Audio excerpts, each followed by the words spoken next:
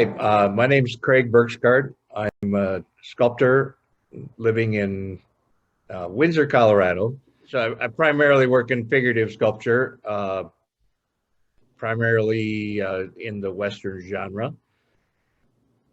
And I've ventured into more traditional figurative work, but my focus seems to be in the Western arena. That I keep drifting back there. I was born in Minnesota. Grew up in Minnesota. Grew up on a farm in Iowa, actually, right on the border. But went through high school, went to school in Minnesota, and then left for the military shortly after graduating from high school, and spent 7 years in the Air Force, and then came home. Kind of wandered around a little bit in my 20s, and I it wandering around, I guess, was is a good way of putting it. It wasn't until after I got married that I thought I needed to exercise a yearning, I guess, to make stuff. So initially, I wasn't equating the word make stuff to creating.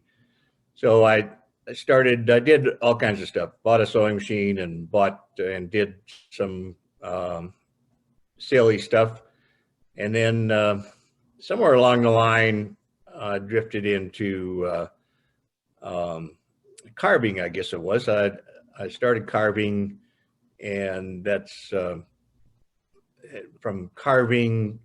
I quickly learned that carving was probably not my forte. I had showed it to some of my work to some friends, and one of them happened to be an art teacher, and he suggested that I try sculpting. So he gave me some wax, and that's kind of the. So I'm not sure if he realized that I was a bad carver or thought maybe I had some talent. I'm not gonna. I've never asked him that, and don't really need to know the answer. But I started with did a couple pieces initially of faces, and showing people my work, and then I ended up talking. I was in Santa Fe, actually, and ended up talking to a gentleman by the name of Walt Horton, and he suggested or was interested in my evolution, I guess, as an artist. He just kind of took interest in that, and suggested that I show him some of my work. So we brought some work by him, and he eventually took an interest. So I studied under Walt Horton and a gentleman by the name of Lincoln Fox for several years, and finally got to the point where it was the work was good enough to move on, I guess. How did you decide that bronze was your medium? Yeah, that's a good question. I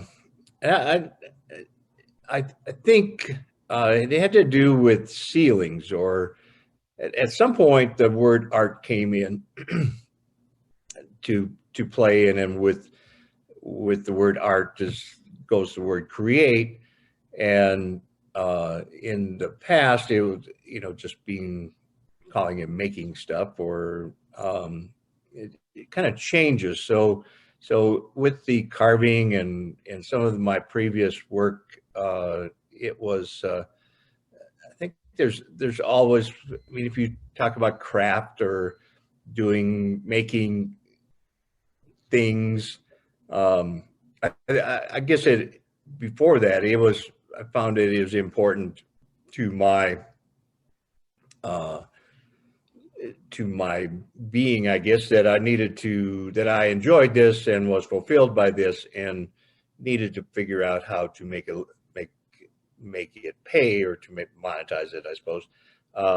So in that regard, it was, it became apparent to me that I would get bored with certain less with more crafty items. I would get bored, and so the word ceiling kind of came into play, and quickly realized that in fine art, and then being tactile, I guess, is another important part of the equation. But being tactile and fine art, it became apparent that bronze was in a price point where there was latitude and then the lack of a ceiling. So you put art in the equation and you take out the ceiling. There's never a ceiling in art or fine art. So that's primarily why bronze came in the equation. The Western part is a little bit more convoluted.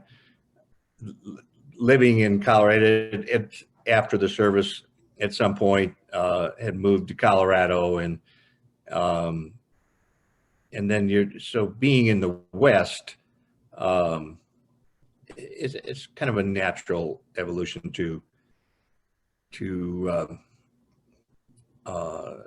for me anyway, and not certainly for me, it was a natural evolution to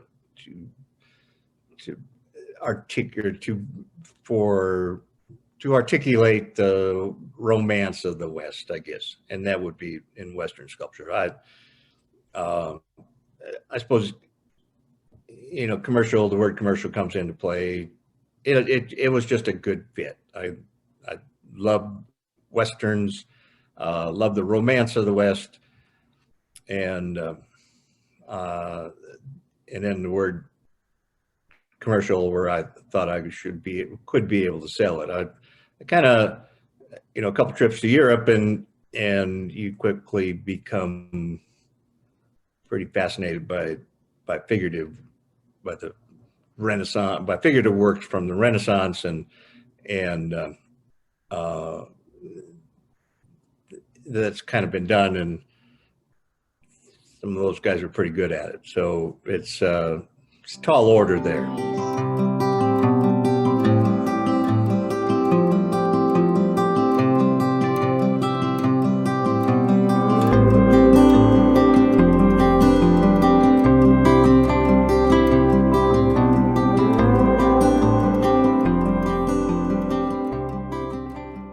Saw that you're also doing public art.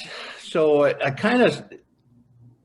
started, when I started, my first piece of bronze that I wanted to do start to finish, I wanted to actually have cast. I thought I should do something that I'm familiar with, and something that would equate to my heritage. So my first sculpture was a Viking warrior, or just a Viking. And I come from a town in Minnesota that they bill themselves as the first Norwegian American settlement in Minnesota. So I was fourth generation Scandinavian, or fourth generation Norwegian. So, and was raised that way. My parents, third generation, were still, did not have English as their first language when when they started school. So our generation, my fourth generation, is the first generation that was not did not grow up with Norwegian as their primary language or as their childhood language anyway. So it's a very rooted community, and so that's my where I stem from. And then so I thought that would be a sculpture that I could, if that was the only sculpture that I made, that it would be something that I would be happy to have in my home. And then so I took that, and it's kind of the path, at least the path I took, was that you needed or wanted a piece of public art. So I took that sculpture to a town business leader and suggested that we enlarge this and put it in the city park in my hometown, which is Spring Grove, Minnesota, by the way. That's and it I mean, it was, appropriate, and it was called Quest. So the Quest was Quest for a Better Life, and et cetera, the whole immigrant story. So that was my first foray into public art. So we got that done, and it was installed in 2000. Then there was a group of people in that surroundings or in that environment that had been trying to memorialize a cartoon artist he was from the town, and he was a cartoonist, and his work was being published in Decorah, Iowa, and there was a Norwegian language newspaper there, and so this cartoon was published was written in Norwegian, and it dealt with some pretty important things at the time: immigration, nationalism. It was around during early parts of the war in the Second World War.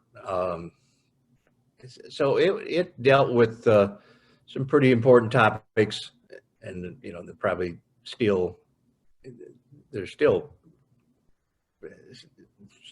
topics that are still on top of the conversation list that everyone obviously still needs to have. But anyway, it was so they were cartoon characters, and they wanted these cartoon characters or bronzed or cast in memorialized anyway. That was my second public piece. I hadn't really done anything in a commercial sense or in maquette sense in the Western genre yet. But so once I got into that, I guess where I was going with that was and still is probably the hardest project that I've done, simply because they're cartoon characters. They're drawn two-dimensionally, and translating a two-dimensional figure into three-dimensional is hard. But there's no, if you study cartoons, there's usually the cartoonist usually only draws them from one perspective, and that's usually either a profile or a three-quarter view. So you got to invent the other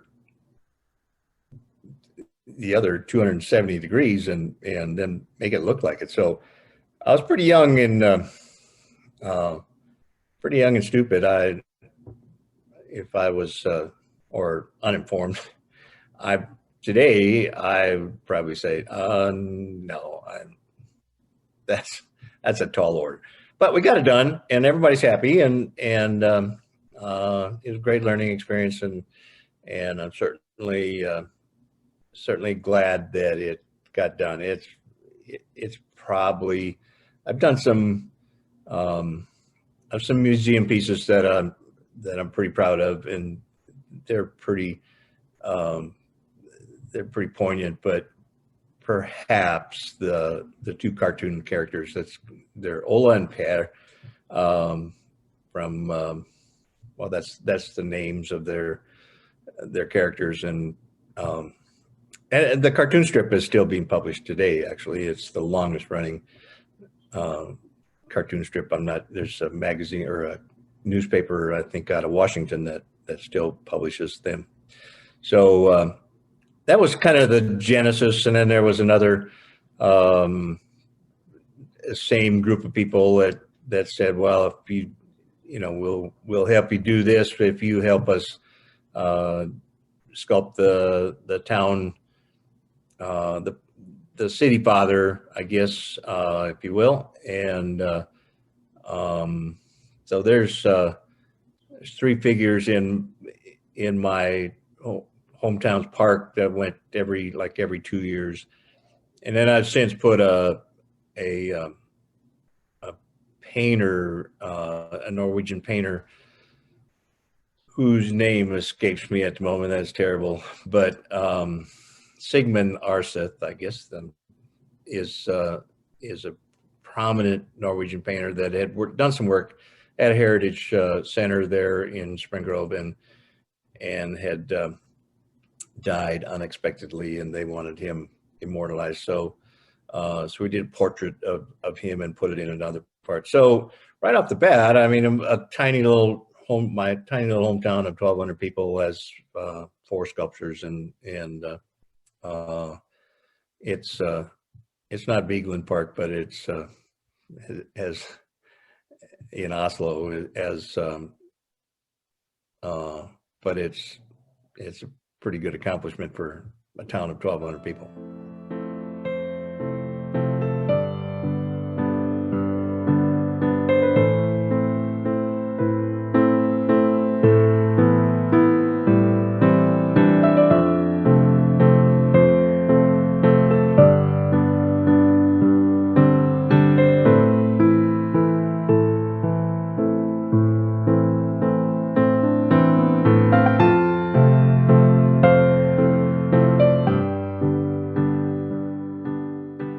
Let's talk about the characters that you have created. Yeah,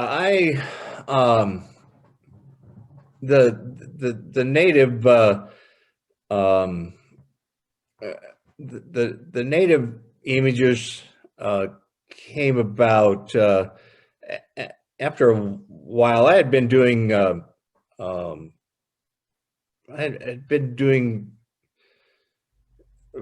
leading up, I guess, to that. And hearkening back to the figurative work, at some point fairly early on, I had thought I wanted to do a female, and it was kind of in conjunction with workshops, etc., and just in learning. So I'd wanted to do this a female, and so you start out as a female study, and then early on, from my training and my guidance, it's pretty clear that anatomy was the driving force of all the information that I was getting. So you work very hard, and when you're learning anatomy and studying anatomy, and then manifesting it into a three-dimensional piece, once you get something that's recognizable, or that's actually kind of quite good, it's kind of hard to cover it all up. So you know, the nude sculpture is not as readily acceptable here in the West as it is in Europe. So it's just goes without saying that you have to cover it up, but you don't really want to. You want to be as efficient as you can, I guess, about covering it up. So somehow that turned into a saloon girl, and that's kind of that's the word I used throughout. Word by any other word to describe that would be a different conversation and a different topic. But so they, so the saloon girls got to be fairly whimsical and I carried me, and they were very successful. So carried me for a long time. And then at some point, I decided that, I mean, you know, as the years tick by, at some point, I decided that perhaps I should maybe become serious or do some serious work. So I drifted into the Native American genre, and I had been doing a couple of cowboys. I think there's some Western work. So it and that's all has to do with, you know, being commercial, and that that nasty word creeps in there all the time. But it's not a hobby. It's not a cheap hobby. So it has to kind of pay for itself. So so the girls were doing really good, and then I just thinking was like I should take up just get serious, and so I decided to do some native imagery, and for some reason I mean it's the right reason, but for some reason I took the approach of looking through the native view or an Aboriginal view, if you will, or their perspective. I just felt it was it's such an amazing the imagery and the spectacle from an artistic standpoint is just amazing. I mean, they're Native Americans, I think, are they're obviously some of the first very creative visual artists, because their whole being has to do with the exploring and celebrating nature and life, et cetera. So just the spectacle of a Native American in full accoutrement is amazing. And so if I was going to use that image, and I use the word use intentionally, if I were to use, because I was going to use that image, I felt it important to go through the perspective of the Native American. So so I did a few commercial pieces initially, and then there was a point in time when I had when I was using a publicist, and she was fairly connected to a couple of museums, and she suggested doing a piece on the Indian War series, or that's what it ended up being. But there's an episode in U.S. history, in Colorado, U.S./Colorado history. It's called the Sand Creek Sand Creek Massacre is what is typically called. It's those words are used pretty freely, but there was an episode in the history of the West where there was a group of chiefs who were later now being called the peace chiefs, that they had determined that there was enough land and there was enough room for everybody. So they approached whatever leadership that they needed to, and they were instructed to go out to this place, is now called Sand Creek, and then fly the American flag, and that they would be protected. And of course, one thing led to another, and there's always some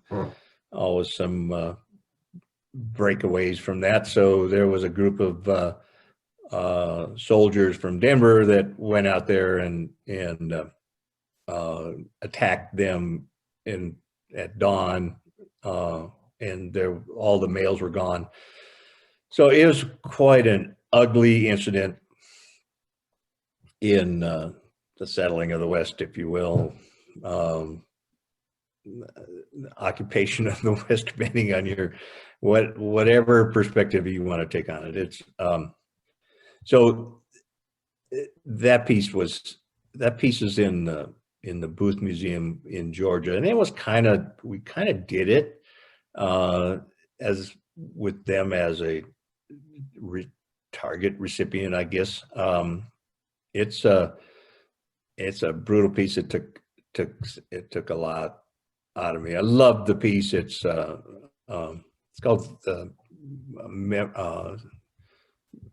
Memorare Sand Creek 1864, I believe. Should have been a while.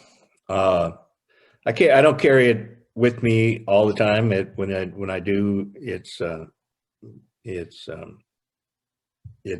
sells, and it's so I should. It's in the Booth Museum in Georgia, and it's in the Denver Public Library as a part of their. It's on the on the history floor of the Denver Public Library, and then I did. So in that time, I was going to do. I then call it the Indian War series. So I did one after that. That was in 1866. That was called the Fetterman Massacre, or the Fetterman Fight, and usually I title them with the names of the Indian battles, but it's Battle of 100 Men or something like that. I apologize for not knowing that, but so I did that one, and that one's in the Tucson Museum of Fine Art. Proud of that as well. And then so I was going to do every 2 years and kind of lead up to Wounded Knee, which is just an ugly incident. But for whatever reason, life gets in the way, and those are tough pieces to do. And I just did one 2 years ago, I guess it was finished up a piece that had to do with the Little Bighorn, and that's Custer's Last Stand, if you will, is one way of saying it. Little Bighorn, Battle of the Greasy Grass is what the natives call it. So that's they're all through the perspective of the natives. There's always some retrospect involved, consequence, looking over the shoulders, etc., for retribution. So that's kind of, and then along with the commercial pieces that are just great imagery and try to be somewhat educational in all that. They use the number 4 a lot, which has to do with the 4 directions and 4 races, and 4 is a pretty important number in the native culture. So that's more in a nutshell, but that's kind of that.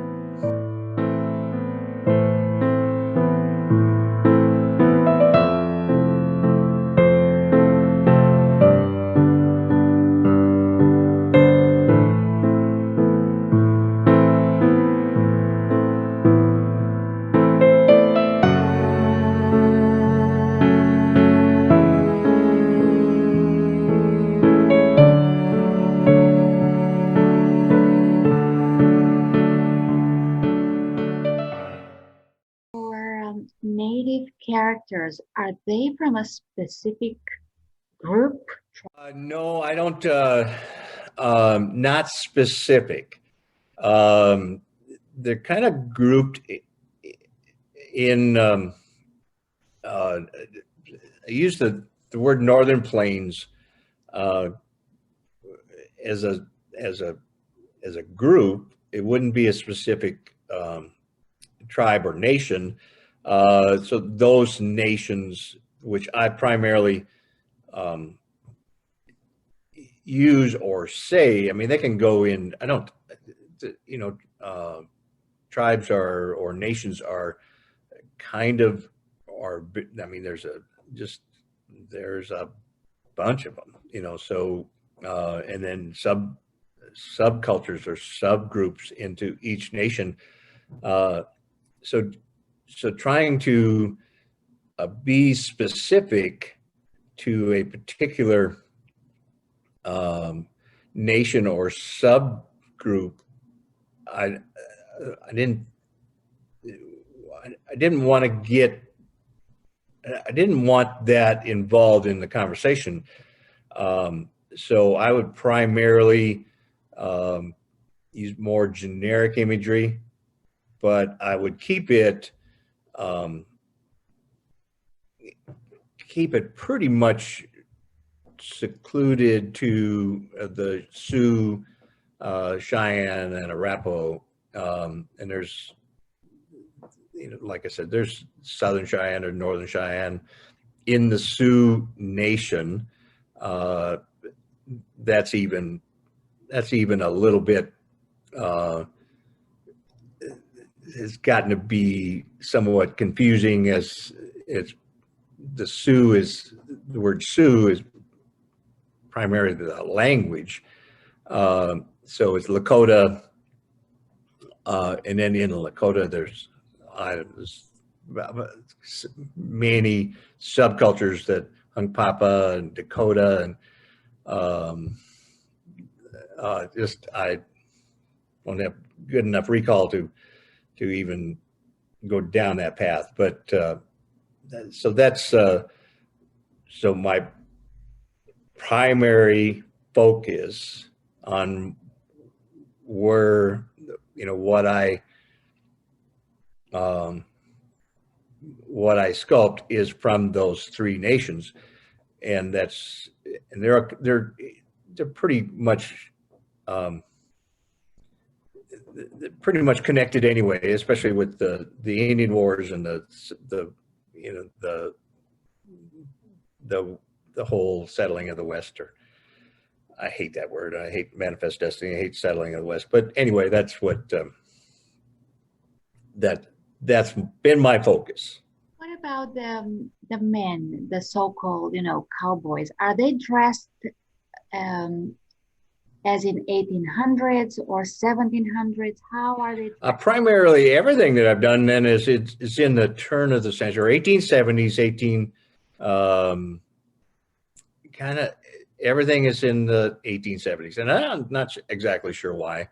1870s is it's been the movie, been the focus of the movies. 1870s is after the Civil War, and the focus kind of shifted west.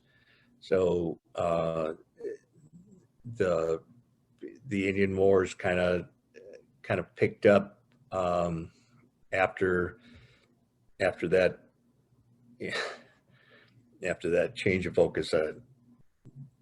It's a shame to say use some of these terms, but that's what they were. So the short answer is 1870s, and Custer was 1876.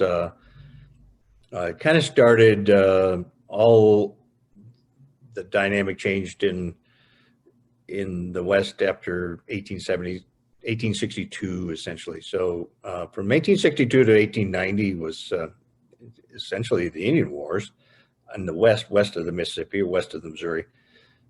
And so, yeah, I never had that question asked, but I mean, that's the answer. 1870s. Not sure why.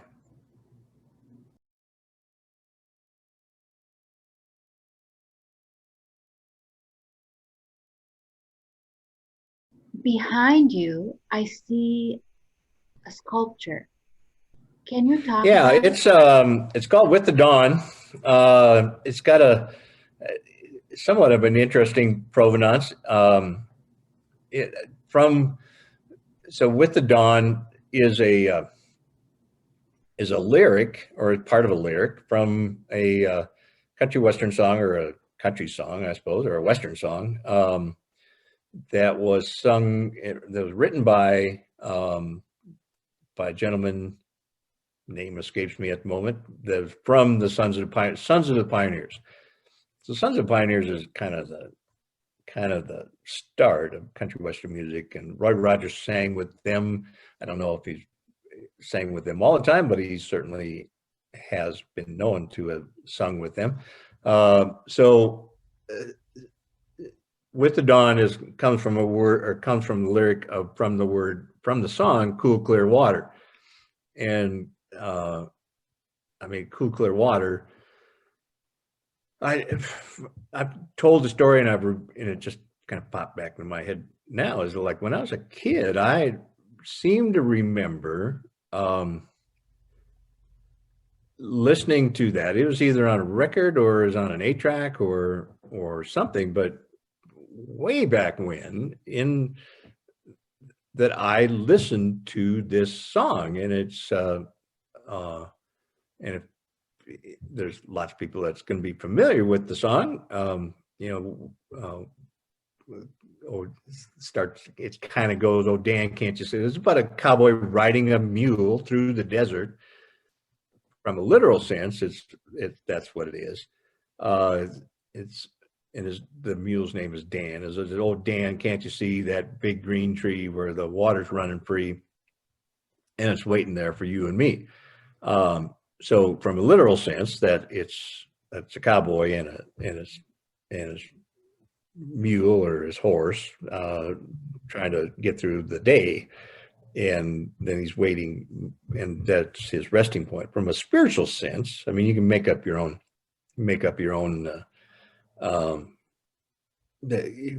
create your own narrative, I suppose, but it can get pretty deep.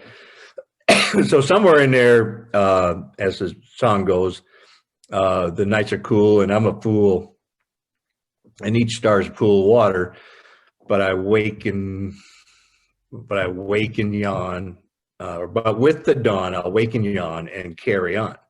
So that's just with the dawn, get up every day. So he gets up every day with the only goal, essentially, is surviving and getting through the day.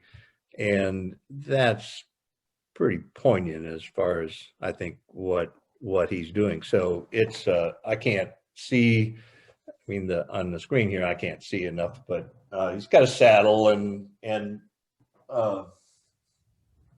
staring at the rising sun, I suppose. So it's a pretty cool piece. It's not always in the house here, but this one is at the moment. So that's my favorite cowboy piece. And quite proud of it, actually. So, How do you think that men were in those well, that's a good times? question. I don't know. I haven't really, you know, uh, just this strong sense of survival, and I'm sure in an adventure. I mean, you had to be a little bit. I mean, if you ventured in the 1870s, if you ventured west of the Missouri, um, I mean, it got to be pretty rough. Uh, by contrast, I mean, you go in the 1870s, St. Louis and east of St. Louis, you know, it's pretty relatively sophisticated. So you give up on that sophistication and jump on a horse and ride into the unknown. I it's got to take a special breed. Just fear, looking for a better life, looking for a sense of adventure, looking for trying to escape that sophistication. I don't think humanity's really changed a lot. Just the venues changed. So I obviously they're pretty brave. The movies certainly tend to put a romantic spin on it.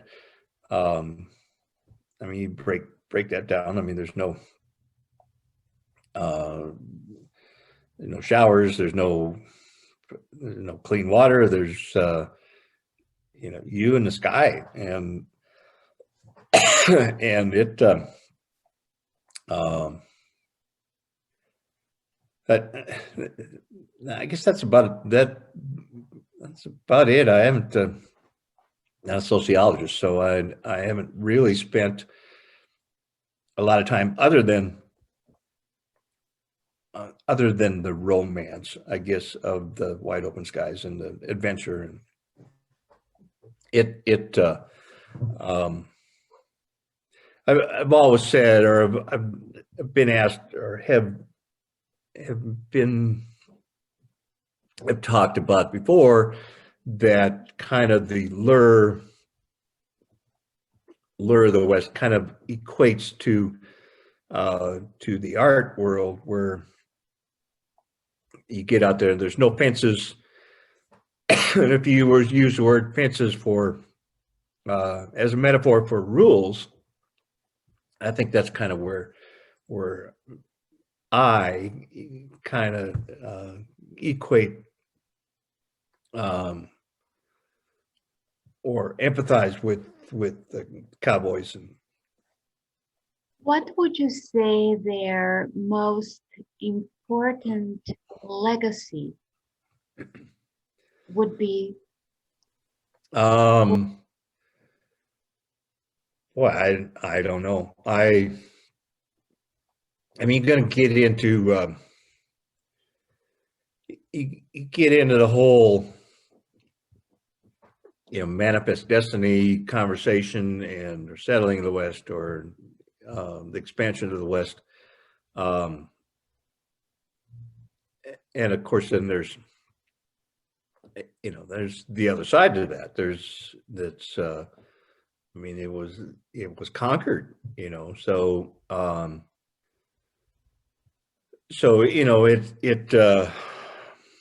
I'm really conflicted there. I mean, I live in the West, and drive around with some of the magnificent vistas, and I kind of drift back into thinking what it would have been like, if you would have plopped yourself back in the 1800s, and or Lewis and Clark, or some of the early explorers, where there was nothing but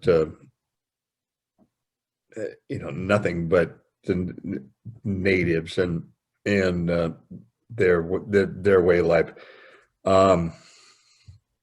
It, on the other side of the coin is like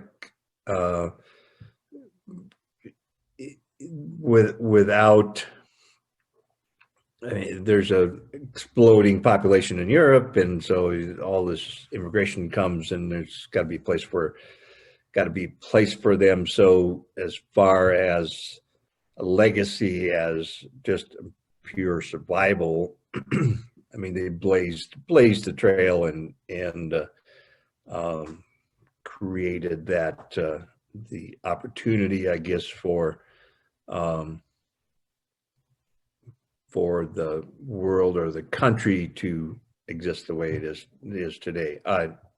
I'm not just working in that environment or as in depth as I've been at sometimes. It's I can get conflicted with that subject. I did in the Sand Creek experience, when we put the piece in the Denver Public Library, we held a panel discussion with a group of educators. I guess there are three PhDs or three. They each had a PhD on however you want to. Professors, I guess. One was from the Air Force Academy, and one was from a seminary, and then one was from just a metropolitan community college type thing. And I remember talking with one of the guys, one of the doctors, and we were having lunch, and I made the comment that I was conflicted with the word. Well, I'm certainly conflicted with the word manifest destiny. I hate that word, but with the expansion of the West, because if it hadn't happened, so we wouldn't be here. And he was really quick to respond, well, maybe you wouldn't be here, but I would be here. And so that kind of sums it up as like, well, yeah, but that's the way it is. So lots of, it's not the only ill that's been perpetrated by one group of people on another. So life is full of that. The world is full of that. Doesn't make it right, but. What are you working on right now? I'm kind of, I don't have anything big. I just finished a piece that went to Edmonton. That was a pair of dancers. Went to a building that had a musical name in the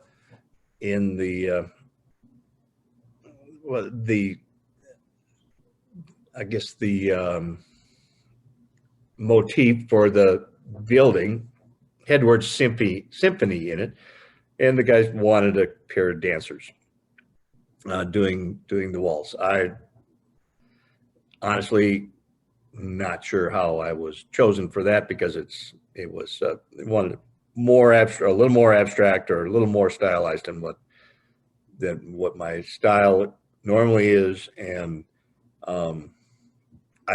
so anyway, I took it. Glad I took it, but I've done. That's enough big work for now. So there's certainly a downside, a pressure on Western art. It has been for a while. It's kind of a shrinking demographic. Our demographic was for the longest time. The the greatest generation, I guess, if you will, if you allow me to use that. They um, World War II, et cetera.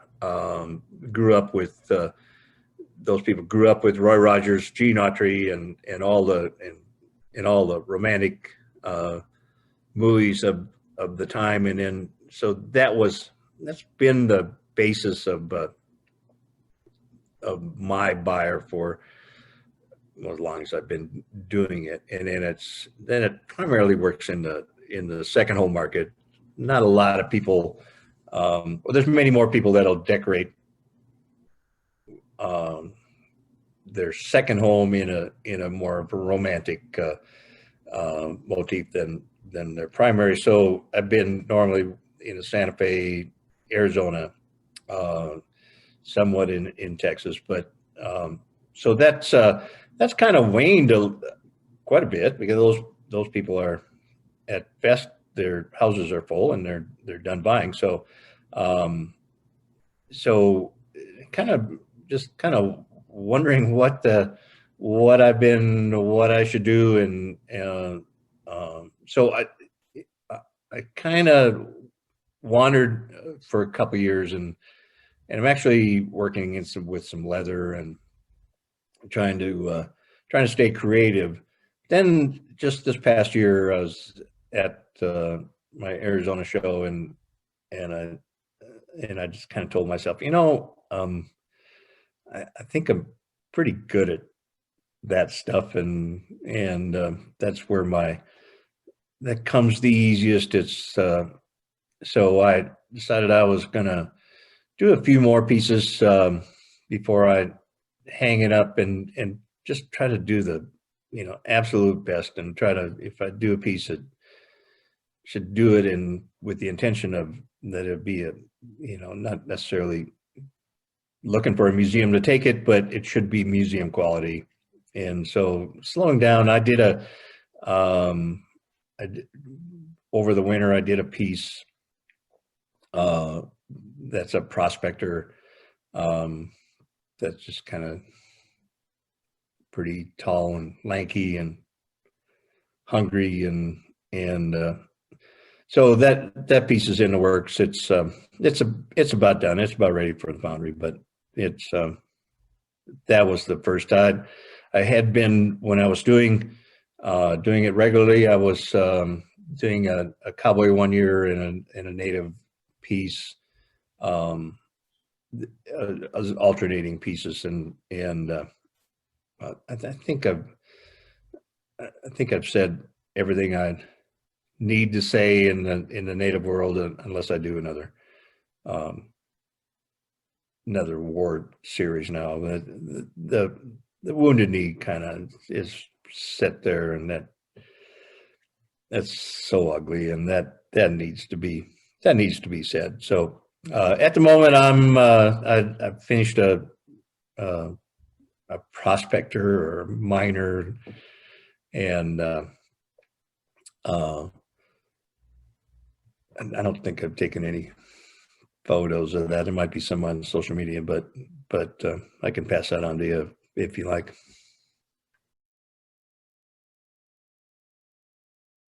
Yeah, I'm not much on. I struggle with getting. I struggle with females. I don't think I'm that. I don't think I have that. I struggle with female faces. There's you work in pretty small and pleasant. A pleasant looking image is a lot harder than some wrinkled up old cowboy. I can put a mustache and a beard covers up a lot of ills on the old cowboys. And then I've kind of drifted away from the tight skin or tight texture, if you will. So kind of as I've grown or evolved, I guess it's just the loose texture is a better fit for me. And then I haven't gotten all the way to that. but I've told myself as I was working through all that, I would tell myself that once it says what I want it to say, that the piece should, as an artist, the piece should be done. Then the word commercial pops in, and so then you take it further than you want to take it. But as I've got a little longer in the tooth, then it doesn't really matter. It's another set of buyers, it's another set of admirers. So the short answer is, like, I don't think I've done any children, and even so, the short answer is adults, and mostly males. I struggle with the female, but it's female's face and getting a pleasant imagery. I can do the rest of the body down, but getting it to say what you want it to say through the faces. Or who is your favorite actor playing in Western? Oh boy. Well, it kind of changes. Robert Vaughn, when Robert Vaugh's pretty active. Robert Vaugh's a great actor. Tommy Lee Jones. I mean, what's the name of that mini series that? It's terrible that I can't think of that. It's the icon of Lonesome Dove. So Lonesome Dove is kind of where if I need to be inspired, I don't need to draw on that anymore. But when it was out there, so Robert Duvall as an actor, as a persona, as an image, you'll see a lot of Sam Elliott in my pieces, and that's pretty much stops there. But Dancing with Wolves is a huge inspiration on the native side, but not a big Kevin Costner guy. I mean, that's his fame to claim, I think, and we'll just stop there.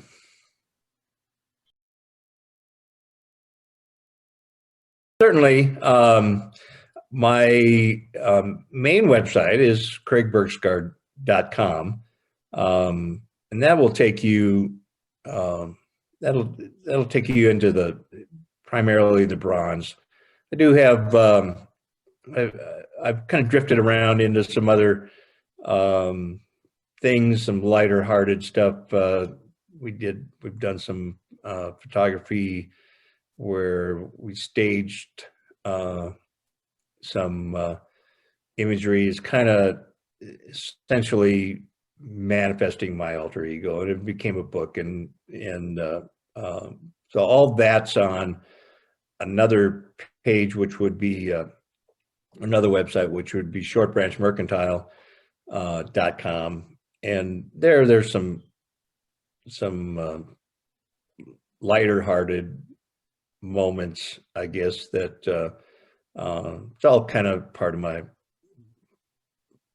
makeup, but it's those are the two primary, and of course then social media, and once you got my name,